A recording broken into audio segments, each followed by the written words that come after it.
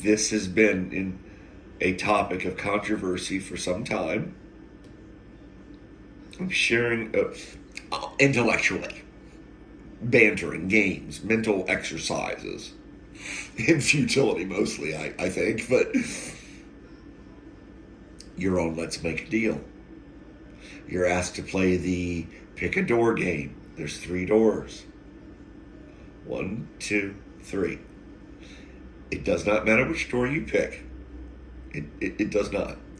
Let's say, for the sake of argument, you pick door number 1. You're asked to pick a door. Now, this is important. And fortunately, this is being recorded, so you go back and listen to me. It's chronological. The order of events are very important. The host asks you to pick one of the 3 doors. It does not matter. You pick, let's say, for the sake of argument, door number 1. After he has asked you to pick a door, you picked a door. Okay? That's where we're at in the game. There are 3 doors in front of you, 1, 2, and 3. He's asked you to pick one of the doors, and you've picked, for our scenario, door number 1. Now, if you're not familiar with the game, everyone knows that behind one of the 3 doors is a super prize. And behind 2 of the doors is a booby prize. Dunce cap prize. Now, the host knows where everything is. He's the host of the show. Okay? He knows where the prize is, and he knows where the 2 booby prizes are. All right. You've picked a door. In this case, you picked door number 1. He opens door number 3 and shows you a booby prize. Or she, if it's a female host. And then they ask you, do you want to stay with your original selection, in this case, door number 1, or do you want to switch to door number 2? You're not going to be offered door number 3 because now everybody knows what door number 3 is, so it's out. Well, you're not going to pick door number 3, it's a loser. Now, before we go any further, I'm going to emphasize this point. You picked a door, and only after you made a selection did the host reveal information to you. That is critical. If you glaze over that, you'll never get any of this that follows. I took statistics in college, okay? I know a little bit about math and probability and things like that, a little bit. And trials and independent trials, tossing of the coin, etc., heads or tails. I studied a lot of that, statistics. Okay? So, the game started, you picked a door. After you made a selection, the host gave you information by revealing one of the doors, unseen doors, and showed you that it was a booby prize, effectively throwing it out of the pool of selections. Now we're down to 2 doors. The door you picked or the other unseen door. And the question put forth to all these erudite men in the Washington Post, Dougie had to bring it to me and show me. And apparently the psychiatrist did not lie. I do have a flexible mind. Apparently. This went round and round in the Washington Post. There were many people attacking this columnist, savant, some woman, being attacked by all these, I think a lot of male mathematicians, statisticians, things like that, telling her she was full of bunk on what's to follow. So, you made I'm belaboring everything. Remember the first thing I told you to keep in the front of your mind. It's critical. He only revealed information to you after you made your initial selection. Okay, so to recap, he said, pick a door. You pick door number 1. He shows you door number 3 is out. So you got a choice. And he says, do you want to stay with your original selection, door number 1, or do you want to pick door number 2? And the question is, should you stay with your original selection? Should you switch to the other door? Or does it make a difference?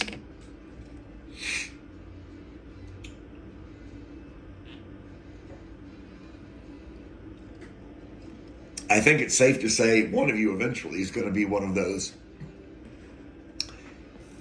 It doesn't make a difference because now it's 50-50. So it doesn't really make a difference whether you stay or switch. That is the argument.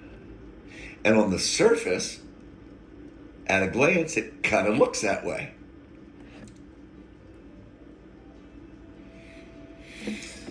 I should be getting something for this restitution of some sort. Is that a good thing or a bad thing, restitution? No, it means I got to pay somebody. Screw that. I already do that now. I'm paying Elon Musk. Oh. And others at all. Always the comptroller. We're always paying the comptroller. That's good, boys and girls. Pay your taxes. So, should you stay? Should you switch? It doesn't make a difference. And many a people in this spirited debate of many years ago now, the Washington Post, said it doesn't make a difference. It's 50-50.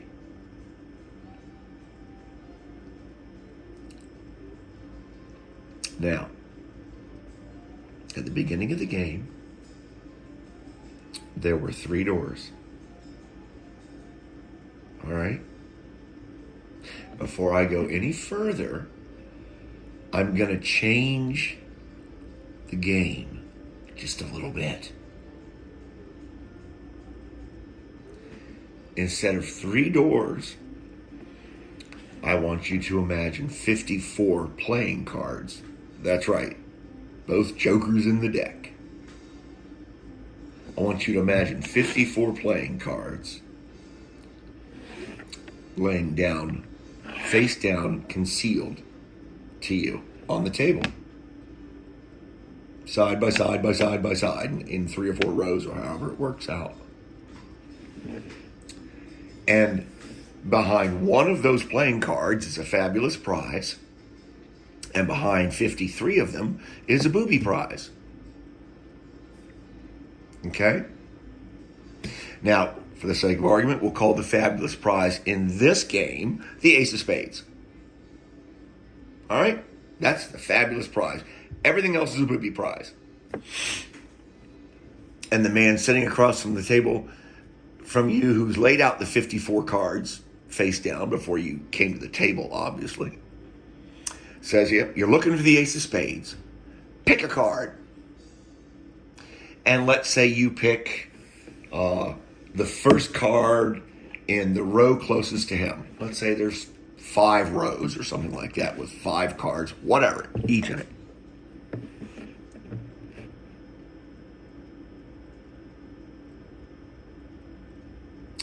And you pick that card in what you would call your upper left corner, closest to his right hand, okay? Imagine them all in sort of a square. And he begins to, after you've picked that card, now he hasn't shown you, obviously, he's not going to show you what's behind the card you picked. Duh. But after you picked that card, he began to turn over every other card, one at a time, on the tabletop, except for the card that you picked and a card over here somewhere, off to your right. And he says to you, now you're looking for the Ace of Spades, Johnny, because that's the fabulous prize. Do you want to stay with your original selection, the one up here by my right hand? Or do you want to go with this other one over here, sort of over there by your right hand?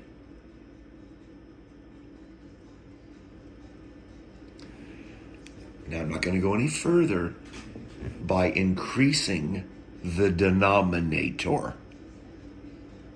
Because that's what I'm doing here. I'm increasing the denominator of the fraction.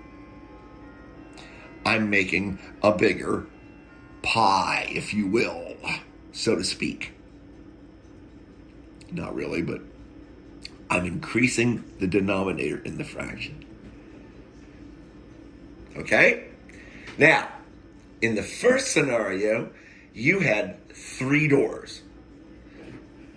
By the way, I want you to imagine 1,000,000 doors on your horizon right now while we go and recap.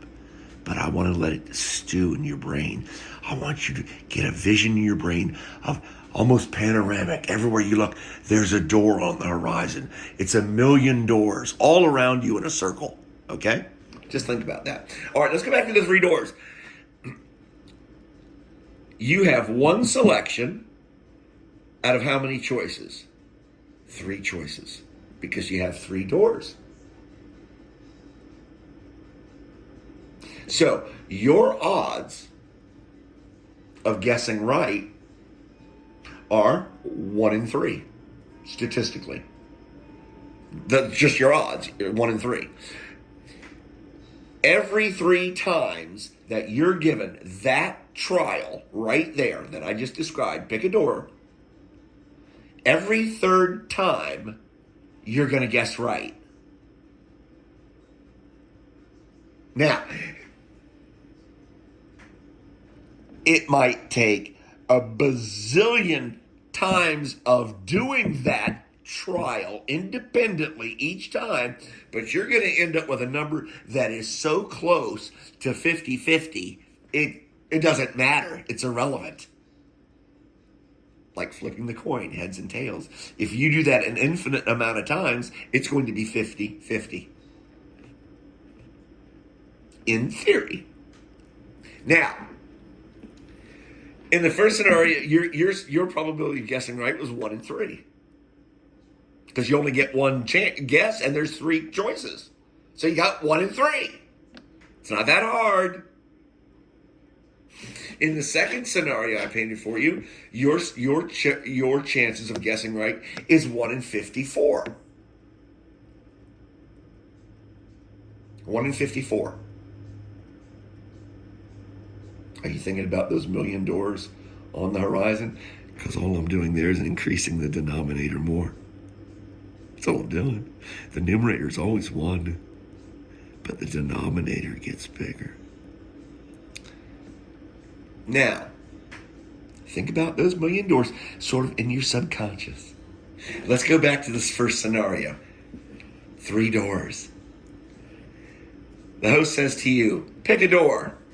What are your odds? 1 in 3. You pick a door. You pick door number 1. As we stop the game right now, you have a 1 in 3 chance of being right. 1 chance, 1 selection, 3 doors, right? Right. Stay with me. Stopping the game right here. Now, I want you to go to the 1,000,000 doors. Skip the cards, the deck of cards.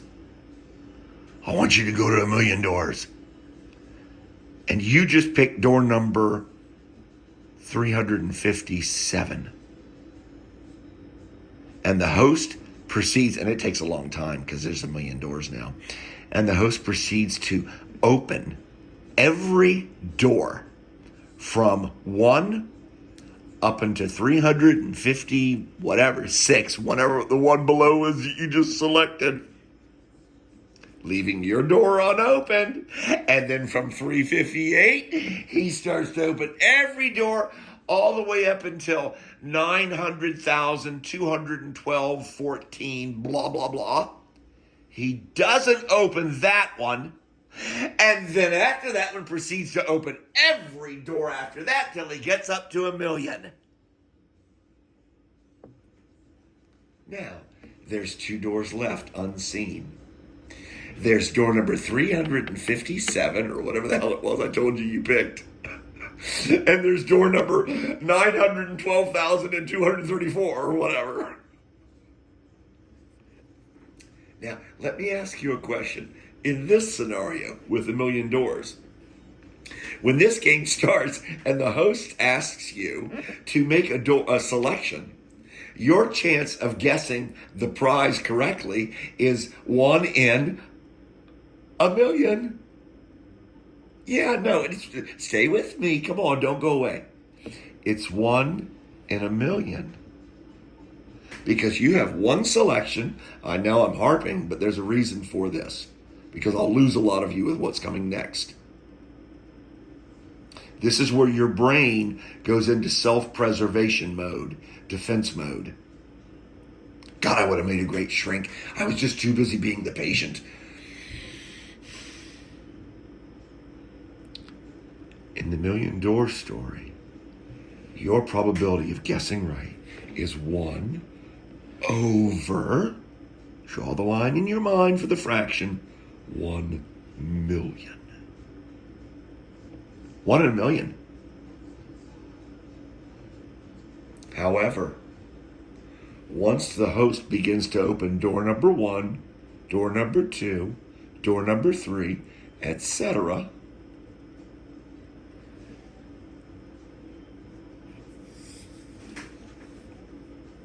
same rules are in play. Do you want to stay? Do you want to switch?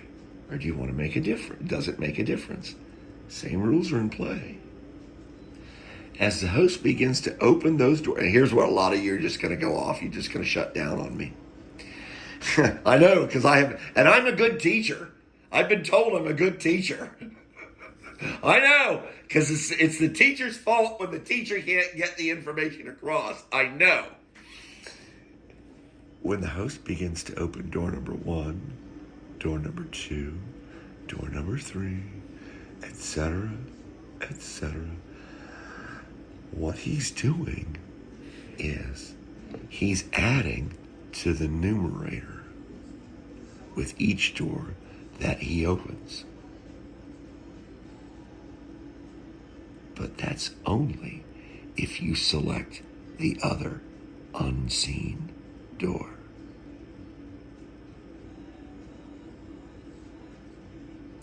If you remain with your original selection, nothing in heaven or hell can change your probability of being right.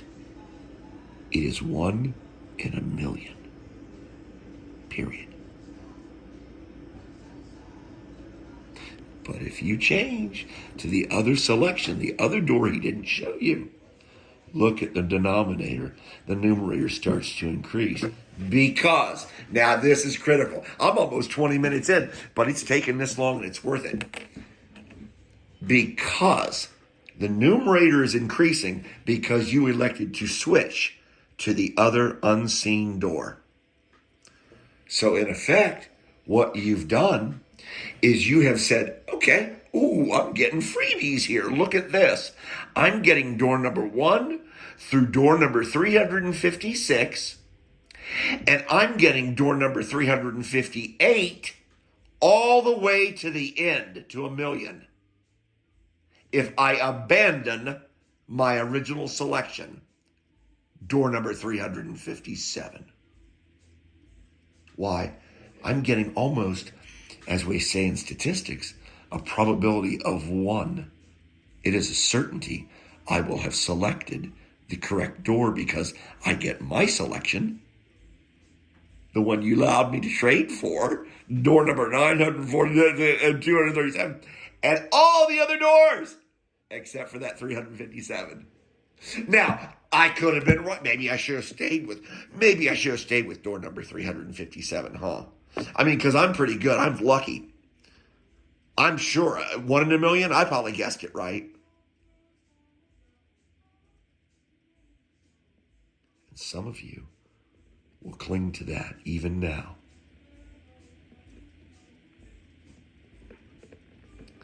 And the reason you'll cling to it, your belief that it's 50-50. Pick any of the scenarios. I've given you the 3 doors, the 54 playing cards, the million doors. It doesn't matter. You will never let go of, well, it's 50-50. Because there's only 2 doors in front of me. even though I just spoon fed it to you in the smallest morsels I could. I chewed it up in my own mouth like a good father, and I placed it into your mouth so that you could digest it easier. And you will not, some of you will not let go. If you've even dared listening this long out of spite, having just gone away. Because to you it's 50-50, and you will not cue up the Black Sabbath. Your soul is ill, and you will not find a cure. Because you want to live in your version of reality, where everything's copacetic, because you believe it to be so, whether it is or not. And somebody comes along and rattles your cage like I just did with a reality shot. Some of you will be able to adapt. Some of you, the light will come on. I will have reached a few of you, but most I will not. Erudite, intelligent human beings. Look how marvelous we are. Hell, you might as well put blinders on us too and crack us on the ass with a crop and, make sure we just look straight ahead and pull the cart, huh? Don't think. God, don't think.